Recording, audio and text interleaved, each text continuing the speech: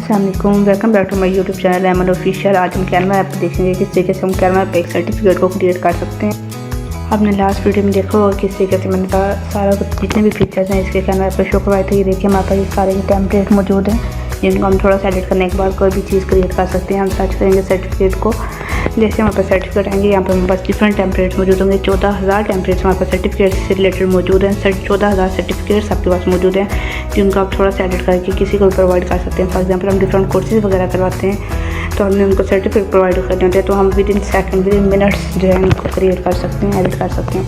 For example ये अब certificate बना हुआ था, मैंने इसको थोड़ा सा एडिट किया, नेम चेंज किया और सर्टिफिकेट की रीज़न बताई है और इसको एडिट किया। उसके बाद नीचे थोड़े से सिग्नेचर्स वगैरह है उनको चेंज किया, रिप्रेजेंटेटिव्स जो होते हैं उनके नेम चेंज किए और हमारा सर्टिफिकेट ऑलमोस्ट डन हो गया है।